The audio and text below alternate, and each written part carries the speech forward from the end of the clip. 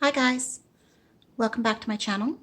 This is Krista from Mosaic Party and Event Design, here today to show you some more of my blooms by Mosaic. So I've posted some other tutorials in past using paper to make flowers, and I've done the odd fabric flower, and I wanted to show you these tartan flowers that I'm making for a wedding this weekend. The bride and groom had some kilts made for the men, and they had all this scrap tartan left over. So in order to surprise them, I'm creating some blooms to tuck into their bouquets and boutonnieres. And I wanted to show you how I'm doing those. What you'll need is some fabric. Now you can use any kind of fabric really. This is a very thick fabric, so you can't quite shape a flower. You just have to try and trust how the petals fall when you build this and let it go as is. They're kind of like a shabby chic. But you'll need some fabric. You'll need some floral wire. This is I believe it's a 22 gauge. I often use a 22 or an 18 gauge. You will need some scissors, preferably some scissors that can cut through some fabric if you're working with a thick fabric like this. You'll need some floral tape, and you will need a candle, and of course a lighter for that.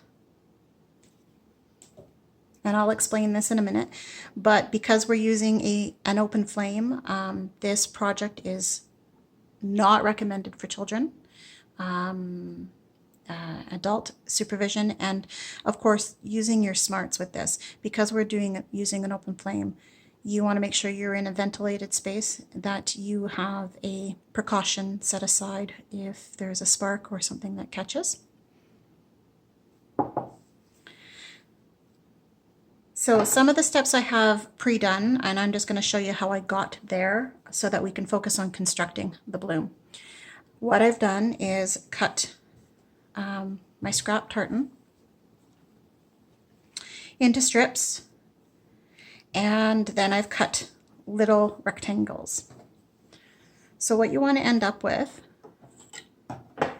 is pieces of fabric that are roughly about 1.5 inches by about 2 1/4. You can do whatever size you want, but if you want blooms that are about this big, that's the size that you'll want to work with, about 1.5 by 2 1/4. So what you're going to do is you're just going to fold your piece of fabric, and don't worry about these little strands. You're going to fold your fabric in half, and you're going to have to be fairly dexterous with this because it's going to keep unfolding because of the type of fabric and thickness that it is. And we're just going to cut a general petal shape, and I've already got a bunch pre-cut here. Actually, I'll grab these ones. So we want to cut just a general petal shape, and they don't have to be perfect, and they don't all have to be identical. You can see there's slightly different sizes and slightly different cuts on the top. And how I'm doing that is I'm just starting at the bottom, probably about halfway between the fold and the end of your fabric. And I'm cutting out about 3/4 up. I'm cutting out to the top, to the edge there. And then I'm coming back around to a point at the top.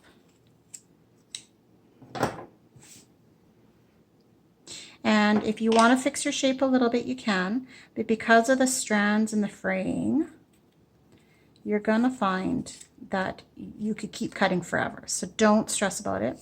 That's what the candle is going to come handy for. We're going to heat seal those edges. So you just want to go through and pre-cut all your petals. And as I say in all of my videos, perfection is not needed. We want imperfectly perfect. That's what makes it look crafted and artisan-like. I find if things are too identical and too exact, it loses its charm. All right, so we have our cut pieces. You're going to want about 24 of these. You might only use 18. You might use all 24. It really depends on how the construction goes and the placement of them as you work along. So I'm just going to move some stuff out of here. We're going to grab our candle. I'm going to show you how I heat seal these. So light your candle.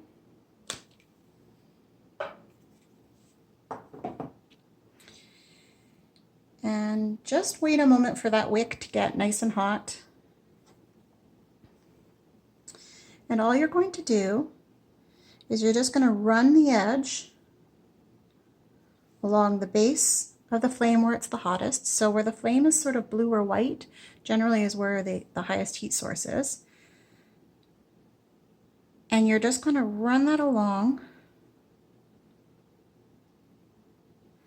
And what that does, and I'm hoping that the focus is working, is it just seals in those frays. And you may still have a couple there, but they'll pull right off. And you can test it if you still have a little fraying happening like right there. Just go back and put it right in the flame. It's going to smoke a little. And this is why you want to make sure you have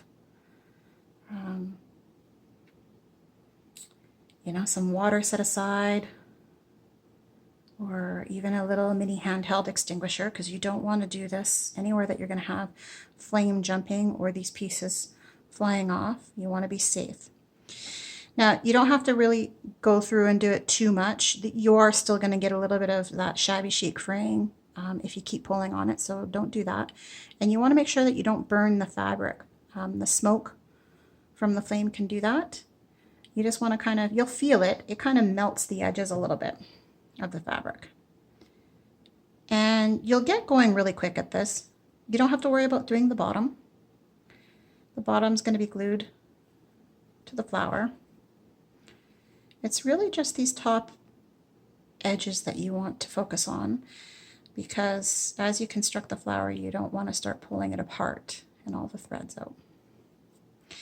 Depending on the kind of fabric that you're using, you've seen me do some shabby chic flowers before in, I believe I use a satin, and that tends to curl the petals and create some shape. Because of the type of fabric that this is, we're not going to get that. I think also in that video I used a heat gun, but a heat gun doesn't work on this. The heat gun tends to just burn the fabric a little bit, and I think I have a sample of that here. And I don't know if you can quite see this, but it turned my fabric a little brown, which works okay because of the green and the colors in here. But you can see, like in this one, it's much more vibrant. Now, of course, this has more blue in it. But the heat gun on this one just kind of left it dusty and brown. So that's why I'm using a candle. Okay, I'm going to set my candle aside. Actually, I'm going to snuff it out and set it aside.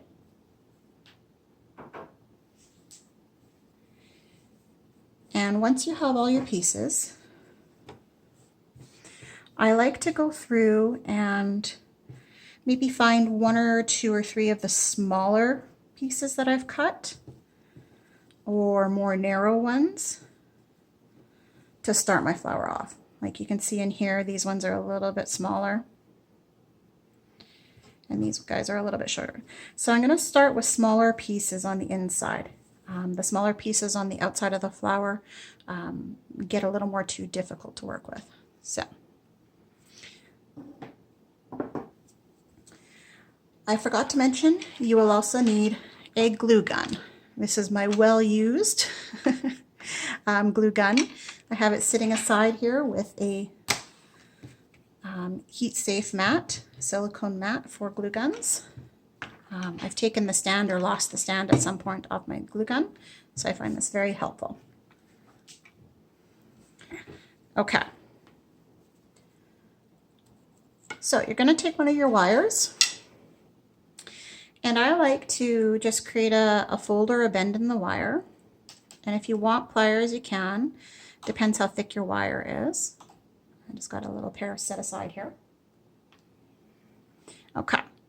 So this just creates a little bit of a a place that we can grab onto with glue and the fabric. It gives you a little bit more stability and thickness in the wire. Later on, I actually may bend this one up to meet that when I'm taping and creating a stem on the flower.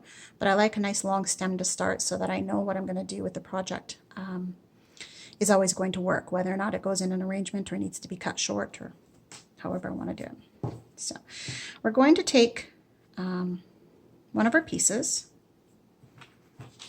I'm actually going to just work on this mat, and I'm hoping the color doesn't change too much or the focus. Different color bases do that. And you're just going to add some glue. For this particular petal, you're going to add glue for a good chunk up, because this one we're going to wrap as pretty tight around that whole start. And if you need to go back in and add a little more glue, go ahead.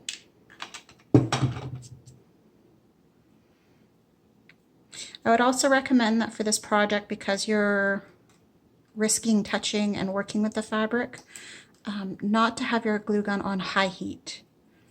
A low heat is all you really need. If you wanted to work with a fabric glue, that would be fine too. And you just want to create a start like that.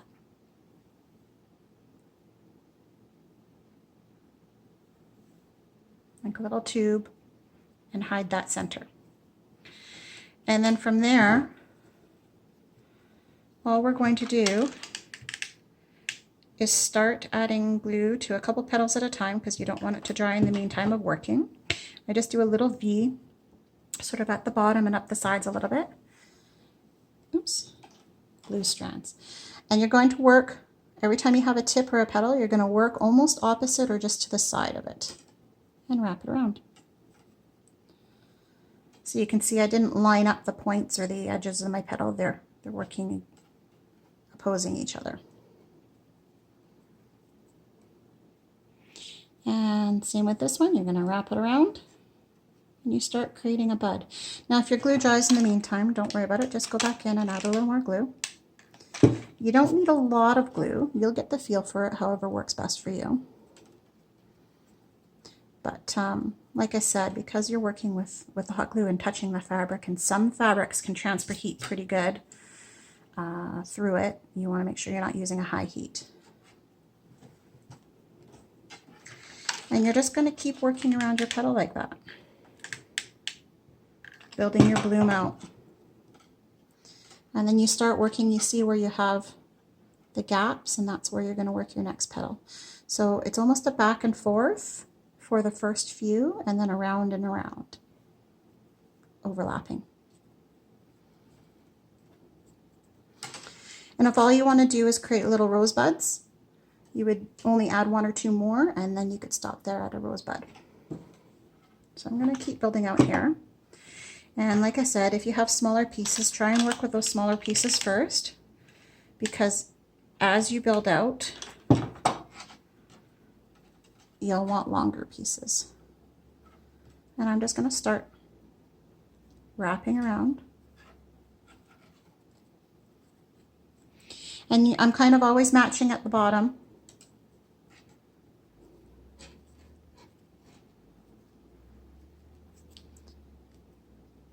Lining up at the bottom. And if you have any glue that's gone too high up, because as you start working out you want to work lower, and I came a little too high on that, try and grab it if you can and peel it off.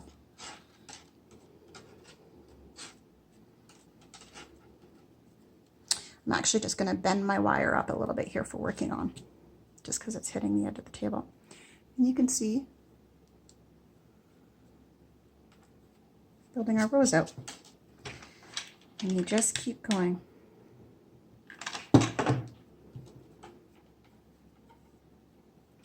Something to keep in mind too, especially if you're working with a patterned fabric like this, is you get different color variations. Some of them are really green, some of them are really black, some of them are really blue. So as you work along, you want to kind of make sure that you're alternating so that you don't have all your blue in one spot and all your green in one spot, unless that's a look you're going for. But I like to to vary it up. And if you work quick enough, you should be able to do 3 petals at a time with your low heat glue gun. Just.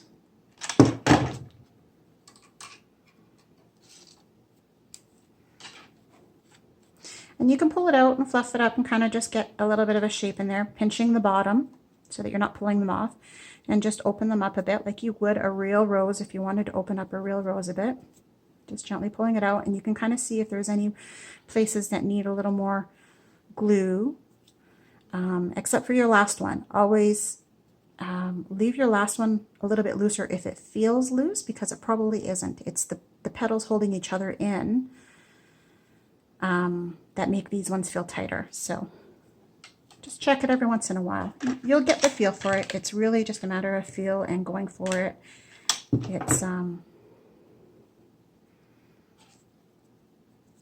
It's just a craft, and it's meant to be for fun and doing something with scrap fabric.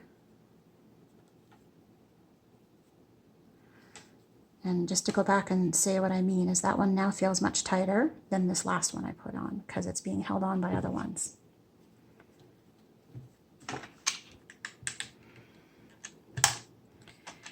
Each flower from start to finish, by the time I cut and build it, generally takes me about 20 minutes. But give yourself more time. That's because I do this all the time, and I'm used to cutting and not worrying about exactness, and I have an eye for it. So now you can see our flowers starting to build out. And you want to make sure you don't get too high. Like, I don't want to go much higher than that for my edges, because as you start building out, you have a tendency to build up and up and up. So start paying attention to that, because at some point you want your petals to start relaxing and falling open, and you do that by lowering them a bit. In the beginning you build a little higher, and then towards the end you start building back a little lower, which is why we can get away with using all roughly the same length of pieces. Okay, so what I want to do is just stop and look at the flower and just see if, where it's falling and where I may need some other petals, because sometimes as you start working around, you actually need to just start jumping and skipping spaces. Like, I think I'm going to go here and see how it falls, and then over here. Especially as I'm winding down to the end of my petals. But I mean, you can always go back in and cut a few more. So, oh, I flipped that one over. So I'm just going to see right there. And I try not to line them up exactly with the one in front of it. You want the petals to peek out a bit. And one there, right beside it. And then actually, even though I said you might want to skip forward, this one is going to go a little bit in line, but I'm going to jump over here a bit. And then I think I have 1 or 2 more petals. And he is going to, and you can actually pull the fabric while it's glued and kind of work a little bit, manipulate it rather than the whole petal. You're actually pulling some of the other petals along with it. I think that one is going to go there. I'm also looking at the color. See how this one is blue between the green ones. And I'm just going to hold it on for a moment, make sure those last couple are really adhered. I'm going to add a little bit of glue to this guy.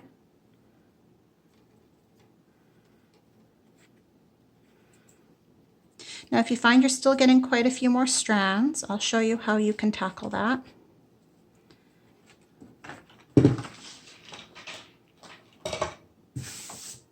Get rid of some of the fuzzies in the strands and all the glue. Okay, so we have a rose, and this is kind of what it looks like on the bottom. It looks like a mess. I'm just going to get rid of some of the little excess fluffs. And how I'm going to fix that or deal with that, I'll put my wire back up, is I'm going to take a strip of scrap and I'm going to glue that around just to clean it up and give a little bit more thickness to the stem, because you go from a really thin stem all of a sudden to a really thick base, and it's going to be really hard to wrap floral tape around that. So we want to build that up a bit. So I'm going to take a little bit of glue.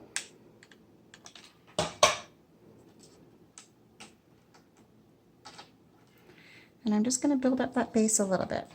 I'm going to have to add a little bit of glue along the way.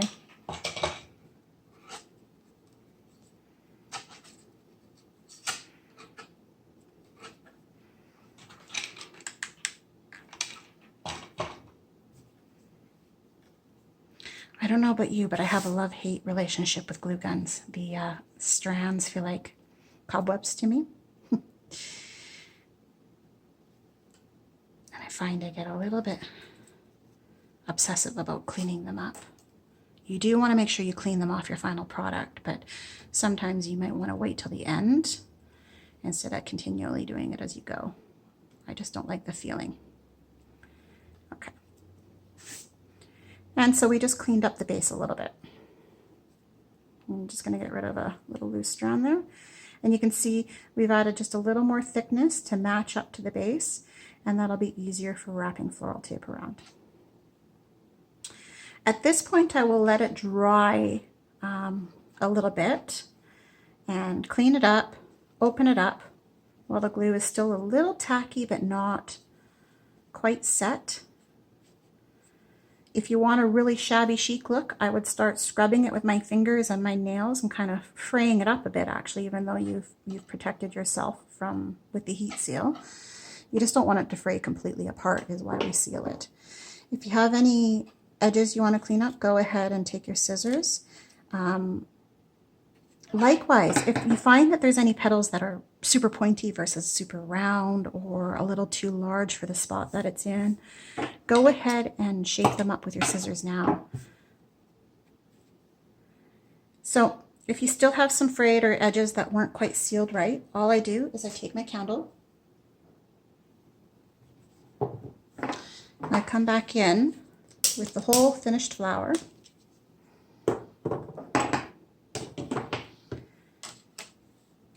and I just run it along, and I don't know if you can quite see that, but I quickly run it along any edges of petals that need just a little bit more cleanup, like that one right there. Like I said, it's going to smoke, especially if it catches any glue, so that's why you want to make sure you do this in a space that you're paying attention to your surroundings. And all right, my candle aside. Okay, we're just going to clean that up with some floral tape. Now, I'm actually working with a brown floral tape today, but I would recommend you probably use a green. It really depends on your project. I'm choosing brown because of some greenery and leaves that I'm using that have more of a brown, and they're gonna show in a little bit of an arrangement here. So I just kind of want everything to blend together.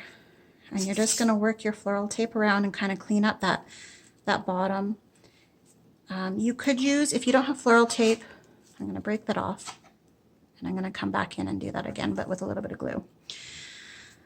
You can use strips of paper if you want, or crepe paper, whatever works best for you if you don't have floral tape. And I'm just going to start a little higher here now so that I can catch that base edge of the petals with the bottom strip that we created.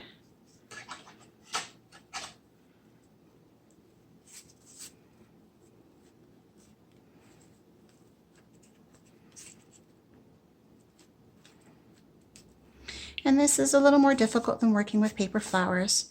The fabric is very thick, and working with floral tape to make sure it's all sealed is sometimes a bit tricky. Just work with it and practice. And that's how I would finish it up. And I would work all the way down. In this case, I'm actually going to fold up my wire to where it was doubled at the top, and I'm going to finish it up that way. Just gives a little more strength to the stem, and they're only going in small little bud vases, so I don't need a super long stem. And then I'm going to make some more that are going to go in her bouquet, and those ones will be on a much longer stem. And I think for the guys, because they're wearing the kilts and then these lovely green shirts, I think I'm going to make some smaller ones, just the little buds where you stop about halfway through, and make some boutonnieres for them. All right, and there you go. You have a fabric tartan rose. Super easy project. Any adult can do it. Like I said, I don't recommend it for kids unless you don't use a candle. So I hope you have a great day. Happy crafting, and we'll see you soon. Cheers.